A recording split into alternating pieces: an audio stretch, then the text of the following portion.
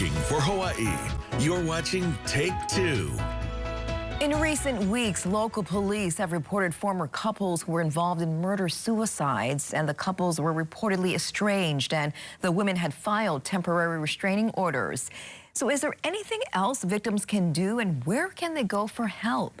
Joining me now with more are Monique Ibarra, CEO of the Domestic Violence Action Center, and Angelina Mercado, Executive Director of the Hawaii State Coalition Against Domestic Violence. Good morning, ladies. Thank you so much for being here. Good morning, aloha. Good morning, aloha. First of all, let's talk about domestic violence and what exactly that includes, because some people might just think it's just physical. Oh, thank you. Yes, domestic violence is about being in an abusive relationship. And when we talk about abuse, it could be physical, psychological, emotional abuse, financial abuse. Really, it's where one partner uses power and control over the other to basically control who they are, what they do, and those types of things. It's a fear-based relationship. And it's not always so cut and dry, black and white, to know that you are a victim. How do you know if you're a victim of domestic violence? And that's actually the really hard part. You know, too often we think that it's physical. So people look for physical signs like bruising, you know, the typical sort of broken bones, hospital visits, etc. But as Monique was saying, it can be psychological. So some things like love bombing, which is a term that people don't recognize, but they'll notice the behavior. So you'll get in a relationship with someone, and it's an overwhelming amount of you know, love messages, like kindness. They show up at work with flowers and things of that nature. So wouldn't we all want to be in a relationship where somebody shows this kind of attention to us?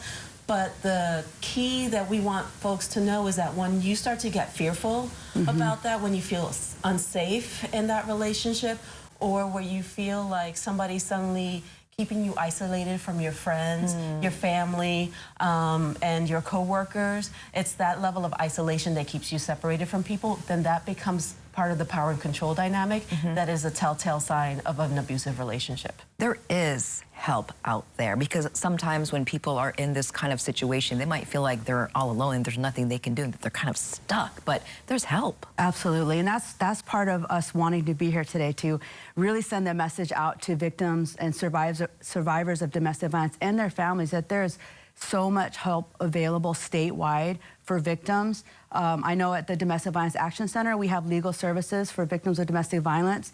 And Angie represents the Hawaii State Coalition, which has many agencies that they are aware of. Right, so Domestic Violence Action Center is one of our member programs, and so all of the domestic violence service providers throughout the state are our member programs. So if you go to our website, hscadv.org, and you go to the Find Help section, you can get help in any of the counties in the state, and you can call any of the hotlines.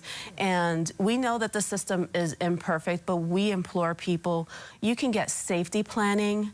And you can call a hotline at minimum, even if you're not ready to leave that situation. We know it's not easy because you're looking at, you know, shelter, housing situation, economic situations. Children. Right, but you can, at the very minimum, get safety planning and understand what your options are available to you. And when you're ready, know that there are people there to give you the information that you need to make the choice. I do want to quickly ask you one last question about what others can do, because this is not just someone else's problem, right? Absolutely. The community, neighbors. I know we are in a culture, we live in a state where it's like, you don't want to bother, you don't want to interfere, but we can all help. Absolutely. Yeah. So, you know, we talked a lot about in the last, couple of weeks about protection orders.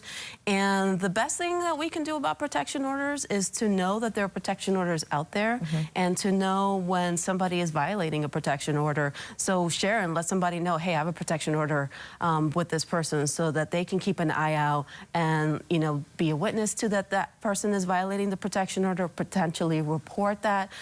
And we can actually do more to prevent domestic violence by learning and sharing what healthy relationships look like, and we certainly don't do enough about that in our community. Yeah, and believe the victim. If she's saying that there's a gun, if she's saying that she's afraid, believe her, talk to her, help her to get the help that she needs so that she can stay safe and stay alive.